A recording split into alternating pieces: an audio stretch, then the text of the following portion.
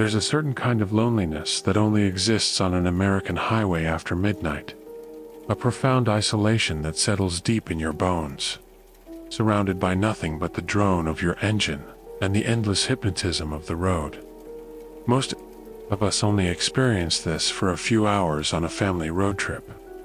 A fleeting taste of the vast, empty darkness that blankets most of this country. But for the men and women who live in that darkness, the long-haul truckers, that loneliness is a constant companion. They see the things that happen in the forgotten hours, on stretches of asphalt that connect towns you've never even heard of. They are the silent witnesses to the strange, the unsettling, and the things that are simply wrong. Most of their stories are never told, dismissed as road fatigue or tricks of the light. But some of them are too real to ignore. Past, between drivers and hushed tones at desolate truck stops, warnings of what waits for you out there in the abyss. If you enjoy stories like these, accounts of the unexplained and the unnerving, take a moment to like this video and subscribe to Haunting Riddles. It lets the algorithm know you want more content like this. Now, turn down the lights and let's begin. Our first story comes from a driver named Frank, a man with 20 years behind the wheel who thought he had seen everything the road had to offer. He was wrong. Frank's route that week was a grueling one, hauling produce from Southern California all the way to rural Montana. It's a beautiful drive by day, but by night, the long stretches through Nevada and Idaho are a special kind of hell. It's just you, the sagebrush, and the stars. On the third night of his trip, he was pushing through a particularly remote section of US Route 93 in Nevada, a road so empty they call it the loneliest road in America. His only goal was to make it to a small truck stop in a town called Ely, get a few hours of sleep, and press on at dawn. It was around 2 in the morning. The coffee had worn off, and the miles were beginning to blur together. To stay awake, he had his CB radio on, just scanning the channels for any chatter, another human voice to break the monotony. Mostly, it was just static. Then, a voice crackled through. It was faint, distorted, like it was coming from a very, very long way away. It wasn't another trucker. It was a woman, and she was singing. It was an old song, a lullaby Frank's own mother used to sing to him, a tune he hadn't heard in 30 years. He felt a cold prickle on the back of his neck. He grabbed the mic. "That's a pretty tune. Where are you broadcasting from?" he asked, trying to keep his voice steady. The singing stopped. The radio hissed with static.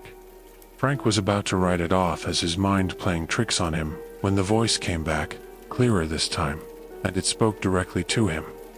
"Franklin," it whispered. Frank's heart hammered against his ribs. No one called him Franklin, not since his mother passed away. He gripped the steering wheel, his knuckles white. "Who is this?" he demanded, his voice trembling. The radio hissed again, and then the woman's voice returned, but it wasn't singing anymore. It was crying, a soft, heartbroken sob that seemed to fill the cab of his truck. It was the sound of pure despair. Every instinct in Frank's body screamed at him to turn the radio off, to floor it and get as far away from that sound as possible. But he was frozen, listening to the disembodied sorrow pouring from his speakers. Then, through the sobbing, she spoke again, her voice choked with grief. "You shouldn't have left me, Franklin. You should have stayed." Frank's blood ran cold. The words made no sense, but they were filled with a personal, agonizing weight that terrified him. He was about to ask what she meant when he saw it. Up ahead, in the distance, a single light flickered on the side of the road. It looked like a candle. As he got closer, he could make out a shape next to the light. It was a woman in a simple, old-fashioned dress, her back to the highway. Her shoulders were shaking with sobs. Frank slowed the truck, his mind reeling. Was this her? The woman from the radio? How was that even possible? This was the middle of nowhere. There were no houses, no cars, nothing for miles. As he drew alongside her, he rolled down his passenger window. "Ma'am, are you all right? Do you need help?" The crying stopped.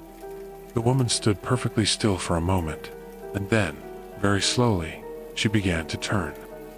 Frank said her face was something he'll never be able to forget. It was his mother's face. Not as he remembered her from his childhood, but her face as it looked in the casket at her funeral 20 years prior. Pale, sunken, with an expression of profound sadness. Her eyes, however, were wide open, and they were staring right at him. And they were filled with a terrible, accusatory light.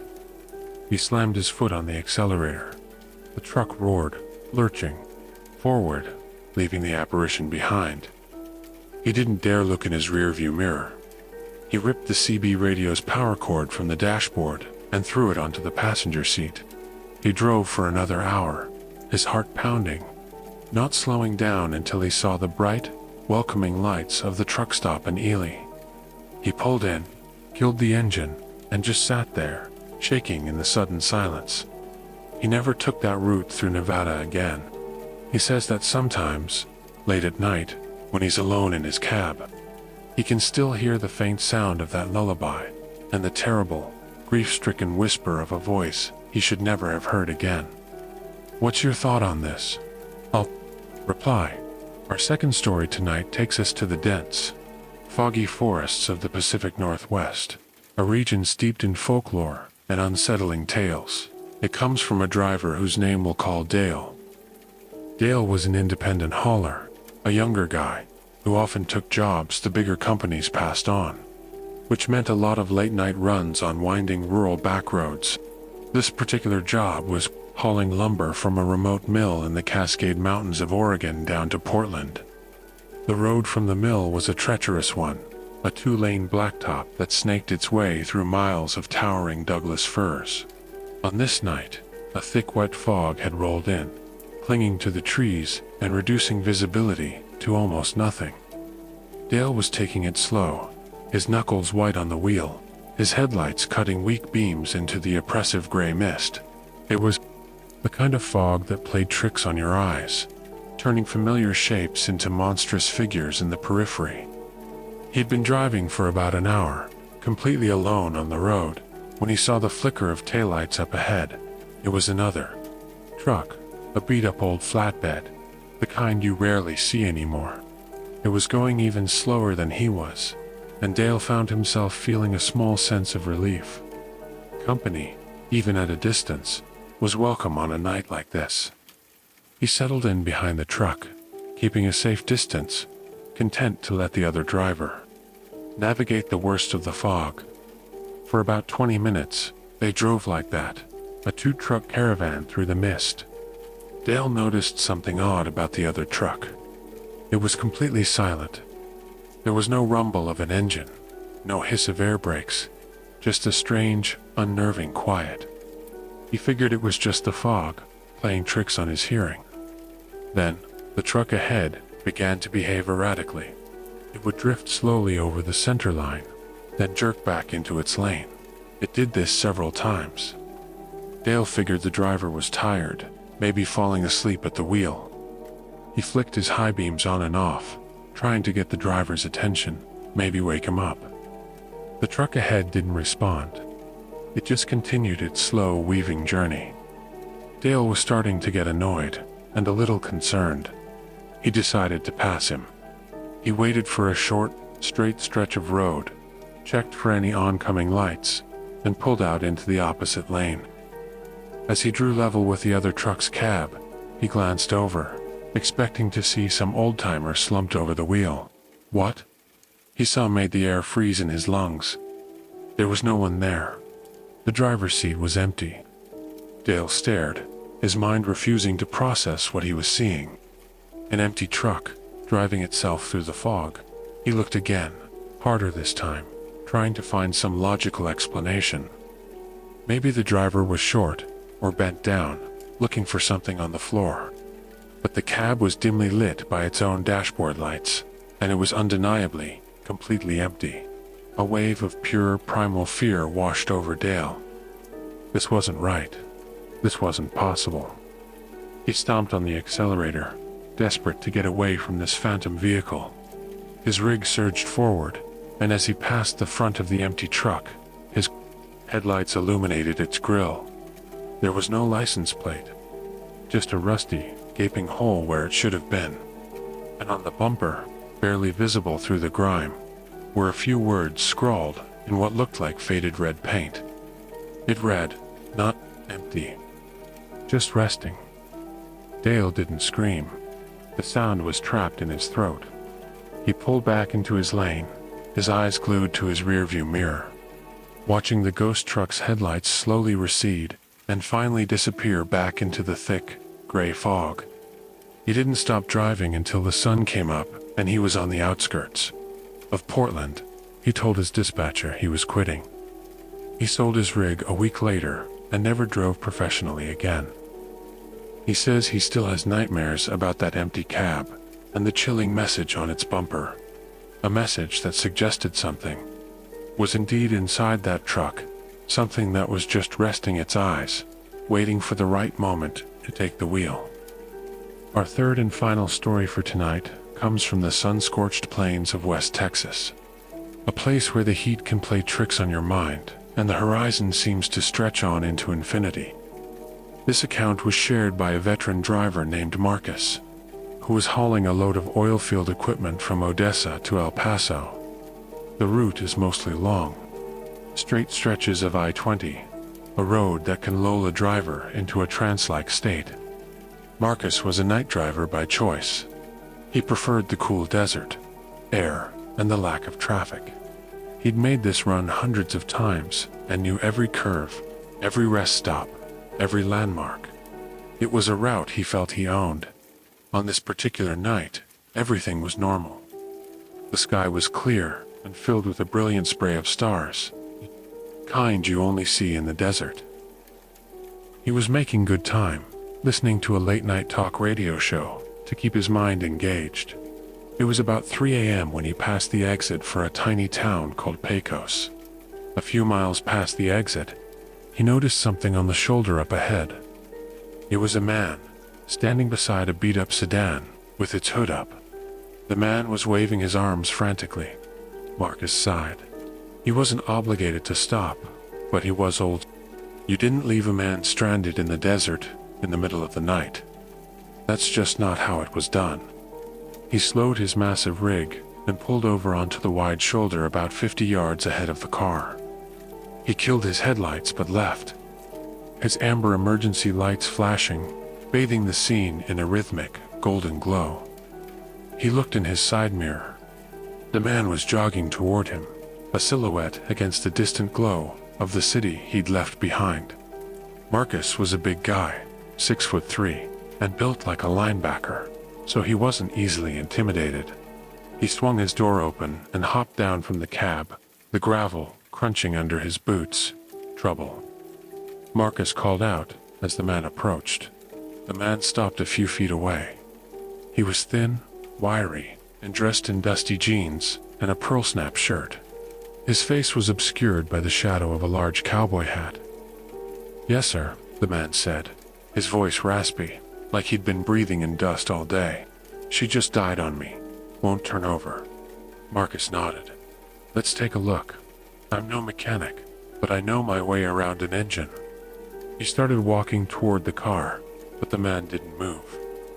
"Ain't no use," the man said, his voice remaining flat and emotionless. "Battery's shot. Everything's shot. Look, I don't suppose you could give me a ride into the next town. I can pay you for your trouble." Marcus paused. Company policy was strict. No riders. Ever. The liability was just too high. But looking at this poor guy, stranded out here, he felt a pang of sympathy. The next town, Van Horn, was a good 70 miles away. "I'm not really supposed to," Marcus began, "but I can call a tow for you when I get to Van Horn. They can come. Get you." The man took a step closer. The flashing amber lights caught his face for a second, and Marcus felt a jolt. The man's eyes were wrong. They were wide, unblinking, and seemed to reflect the light like an animal's. There was a desperate, hungry look in them that had nothing to do with a broken-down car. "I can't wait that long," the man said, his raspy voice dropping lower. "I need to get out of here, now." A cold feeling, completely separate from the desert night's chill, crept up Marcus's spine. The man's calm desperation was more terrifying than any overt threat. Every alarm bell in Marcus's head was now screaming, "Sorry, man, I can't do it." "Policy," Marcus said, taking a step back toward his truck. "I'll make the call for you, I promise." The man stood silent for a moment. The only sound was the hum of Marcus's idling engine and the faint whisper of the wind. Then the man slowly, deliberately, lifted his head. The shadow from his hat receded, and Marcus got a clear look at his face in the pulsing light. He had no eyebrows, and his smile was too wide, stretching unnaturally across his thin face, showing too many teeth.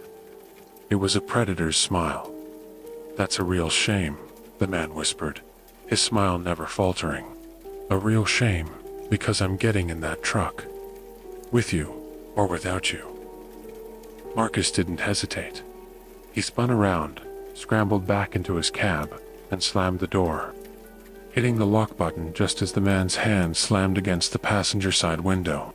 Marcus threw the truck into gear, the engine roaring in protest.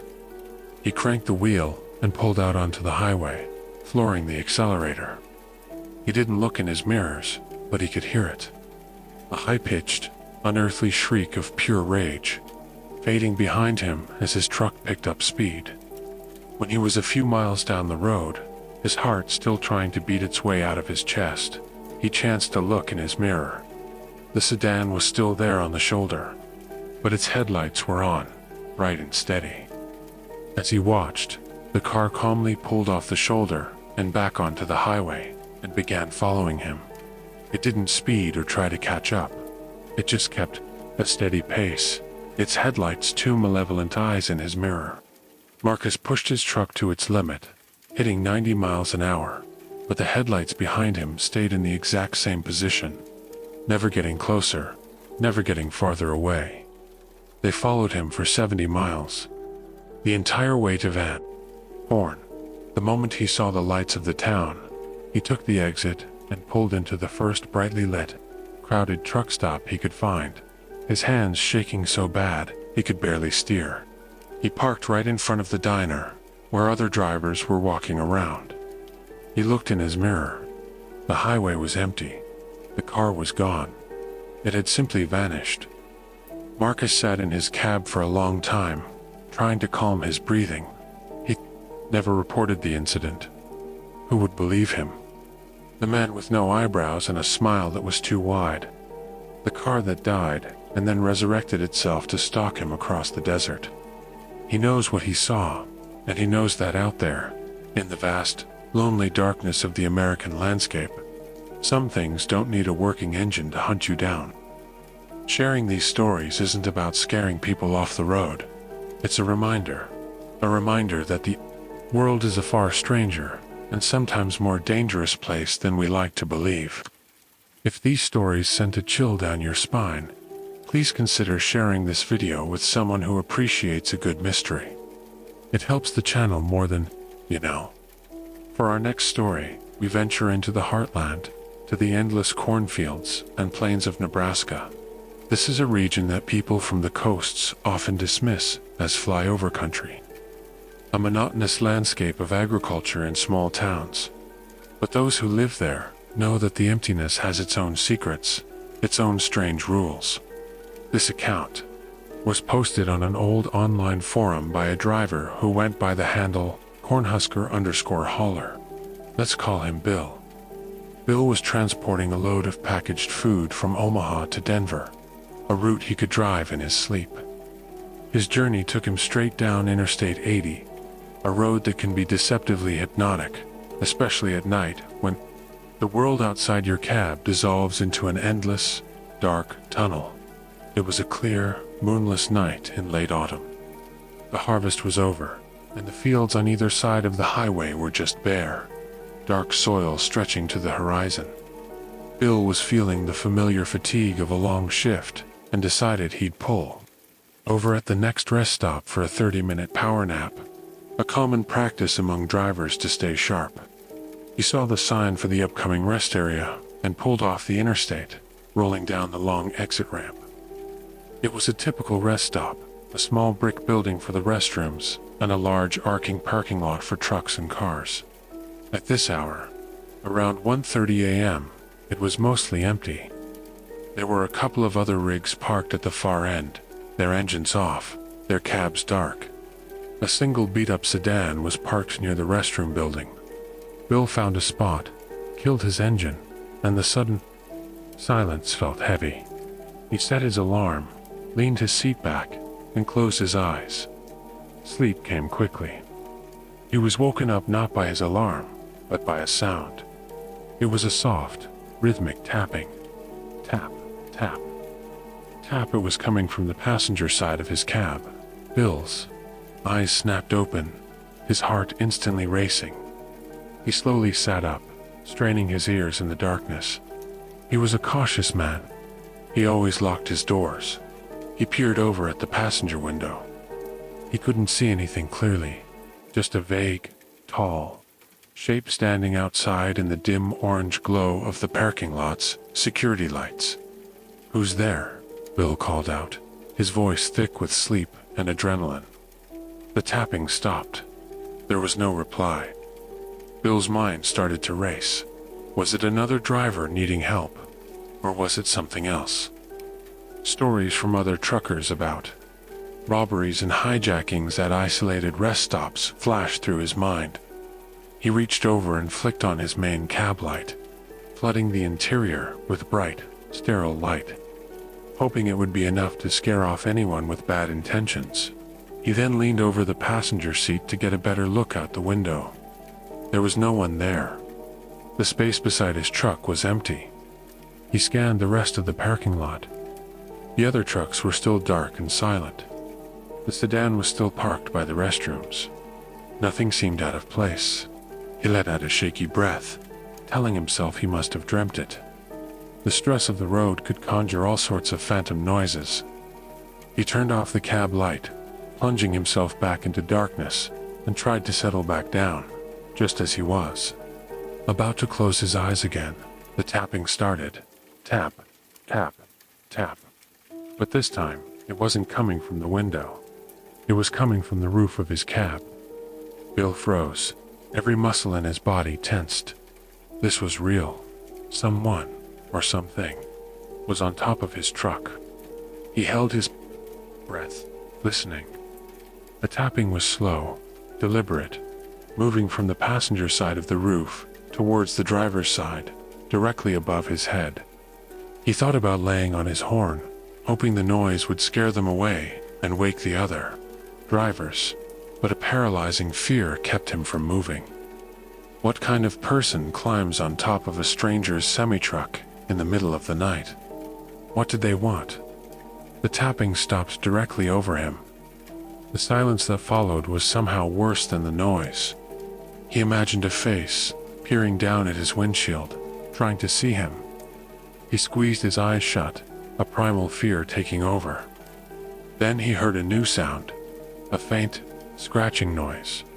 It was the sound of a single fingernail, or perhaps something sharper, being dragged slowly across the metal roof of his cab. It started at the front and began to move backwards, tracing a long, deliberate line. It was a possessive, menacing sound, a sound of ownership. That was it for Bill. The spell of fear was broken by a surge of pure fight-or-flight terror. He didn't think.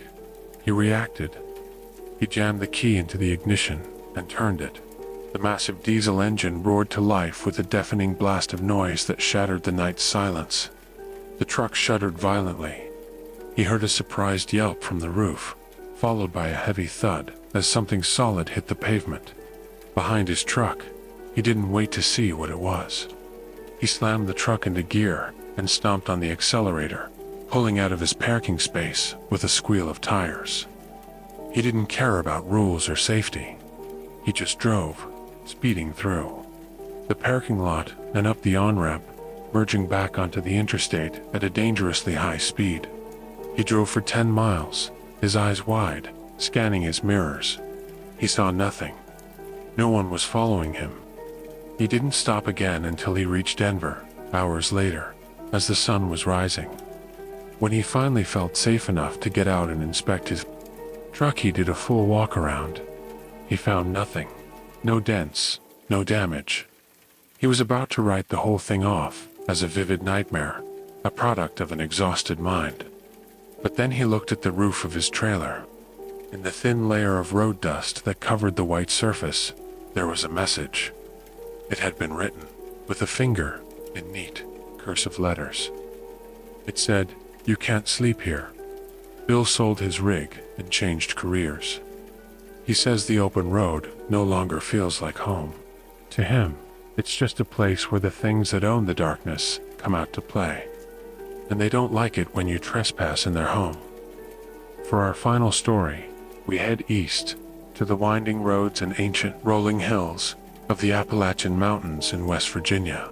This is a region filled with history, beauty, and a deep-seated folklore that is as much a part of the landscape as the trees and the mountains themselves.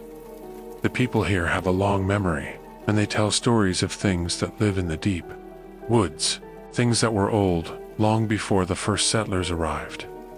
This story was related by a driver we'll call Gary, a seasoned hauler who specialized in transporting heavy machinery, which often meant taking his wide-load rig through narrow, challenging state highways.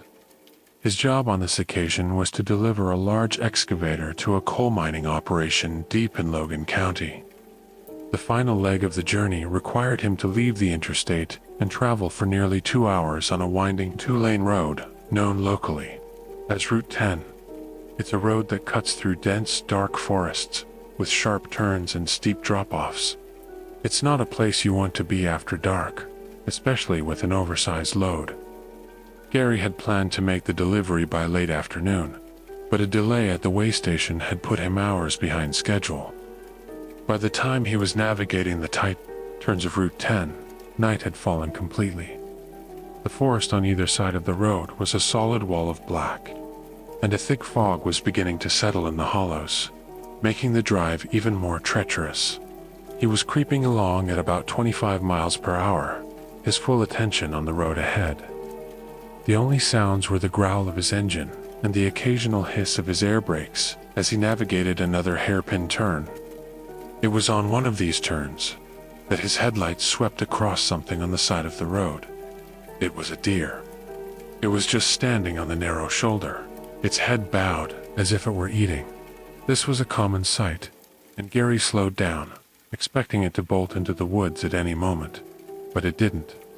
It remained perfectly still, almost unnaturally so. As he got closer, he realized something was terribly wrong. The deer was not eating. Its head was bent at a grotesque, impossible angle, its neck clearly broken. Its legs were stiff, locked in a standing position. It was dead, propped up like some sort of macabre statue. A wave of unease washed over Gary, who would do something. Like that, it was sick. He shook his head and continued on, eager to put the strange sight behind him. A few miles later, he saw another one. It was the exact same scene. A dead deer, propped up on the side of the road, its neck broken, posed as if it were alive. Then another, and another. Every few miles, another one of these ghastly tableaus would appear in his headlights. It was a trail of breadcrumbs, a series of grotesque signposts leading him deeper into the dark, foggy mountains. The unease Gary felt had now blossomed into genuine fear. This wasn't just a sick prank, it was a warning. It felt territorial, like something was marking its path, and he was driving right through the middle of it. He thought about turning back, but with his oversized load, that was impossible on this narrow road. The only way out was forward. He reached for his radio to call for help, or at least talk to another human, but there was no signal out here, just static. He was completely on his own. That's when he heard the sound. It was a whistle, a high-pitched melodic tune that cut through the night air. It seemed to be coming from the woods, just to his right. It was a simple, jaunty tune, the kind a person might whistle while taking a walk. But out here, in the dead of night, surrounded by his morbid trail of dead deer, it was the most terrifying sound he had ever heard. The whistling grew closer, keeping pace with his slow-moving truck. It was as if someone was jogging alongside him, just beyond the tree line, hidden in the darkness. Gary's heart was hammering. He refused to look to the side, keeping his eyes locked on the road ahead, his hands gripping the steering wheel so tightly his knuckles were white. Who whistles like that? The tune was repetitive, maddening, and it burrowed into his brain. He started to pray, muttering anything that came to mind, just to drown out the sound. Then, the whistling stopped. For a blissful moment, there was only the sound of his engine. He thought, he hoped, it was over. But the silence was broken by a loud, solid thud. Something had just landed on top of his trailer. Gary yelled, a raw, involuntary cry of pure terror. He knew, with a certainty that defied all logic, that whatever had been whistling in the woods was now on his truck. He could feel the weight of it. He could hear the faint scratching sounds of it moving above him, crawling from the back of the trailer toward his cab. This was it. This was what the deer were warning him about. This was the thing that owned this road. He didn't dare to think what it looked like. He imagined something impossibly fast and strong, something that could leap from the woods onto a moving truck. He pictured something with long limbs and sharp claws. The scratching was on the roof of his cab now, just a thin layer of metal away from him. He swerved the truck, hoping to shake it off, but the scratching continued, patient and deliberate. Then, a face appeared outside his passenger window. It dropped down from the roof, upside down, its features contorted and pale in the dashboard light. It wasn't human. The eyes were too large, perfectly round, and they glowed with a faint, phosphorescent light, like a deep-sea creature. Its mouth was a wide, lipless slit that stretched from ear to ear, and it was open in a silent scream, revealing rows of small, needle-like teeth. It had no nose, just two small, dark slits. Its skin was pale gray and seemed to stretch too tightly over its skull. The creature's long, spindly fingers, tipped with black, talon-like nails, gripped the top of his window frame. For a few seconds, that stretched into an eternity, Gary was locked in a staring contest with this impossible thing. He was paralyzed, his brain unable to cope with the sight. The creature's head tilted, a curious, bird-like movement, and its lipless mouth opened wider. It let out a sound, not a scream, but a perfect mimicry of the whistle he'd been hearing. A cheerful, jaunty tune that was grotesquely at odds with its horrifying appearance. That sound broke Gary's paralysis. He reacted on pure instinct. He unbuckled his seatbelt, grabbed the heaviest thing he could find, a large metal flashlight, and swung it with all his might at the passenger window. The window shattered, and the flashlight connected with the creature's face with a sickening, wet crunch. The thing recoiled with a shriek, a sound that was a horrific mix of a bird's screech and a man's scream, and it disappeared from the window. Gary didn't wait. He floored it. He drove like a man possessed, taking the tight turns at reckless speeds, the side of his oversized trailer scraping against the rock walls. He didn't care. He just needed to get out of there. He didn't slow down until he was off that mountain road and back on a well-lit highway, pulling into a brightly lit gas station. He stumbled out of his truck, shaking and covered in sweat and glass fragments. The side of his truck was deeply scratched, with long gouges running the length of his trailer and cab. When the police arrived, they didn't believe his story. They chalked it up to driver fatigue, a hallucination brought on by a stressful drive. But they couldn't explain the dead deer, which a state trooper later confirmed were found propped up all along Route 10. And they couldn't explain the single, long gray finger, tipped with a black, claw-like nail, that they found lodged in the shattered frame of Gary's passenger window. The open road is more than just asphalt and painted lines. It's a part of the American psyche, a symbol of freedom and endless possibility. But for those who spend their lives on it, it's also a place of profound solitude, a world that operates by its own rules, under its own sky. The stories you've heard tonight are just a handful of the thousands that are whispered at truck stops and on late-night radio calls. They are born from the isolation and the darkness that exists between the bright, warm lights of our towns and cities. These accounts from Frank, Dale, Marcus, Bill, and Gary are more than just ghost stories. They tap into a fundamental human fear, the fear of being alone and vulnerable in a world far larger and stranger than we can comprehend. They speak of ancient grief that can echo through a radio, of phantom vehicles that travel with silent intent, of hungry things that wear human faces, of territorial spirits that guard their rest, and of ancient creatures that hunt in the deep, dark woods. Are these stories true? Are they simply the products of exhausted minds playing tricks under the strain of a lonely and demanding job? Perhaps, but they are told with a conviction that is hard to ignore. They feel real because the fear behind them is real. It's the fear of a strange noise outside your door in the middle of the night. The fear of seeing a face that isn't quite right. The fear of being followed. The fear that you have wandered off the map and into a place where you are no longer at the top of the food chain. The next time you find yourself driving down a deserted highway late at night, when the world has gone to sleep and you feel like the last person on earth, remember these stories. Listen to the sound of your own engine. Look at the darkness that presses in on all sides, and ask yourself, what else might be out there, listening and watching with you? Thank you for joining us on this journey into the unsettling world of trucker horror stories. If you've made it this far, you are a true fan of the strange and unexplained. Make sure you are subscribed to Haunting Riddles with notifications turned on, so you don't miss our next exploration into the dark. We have many more stories to tell. Until next time, stay safe out there, and maybe leave the porch light on.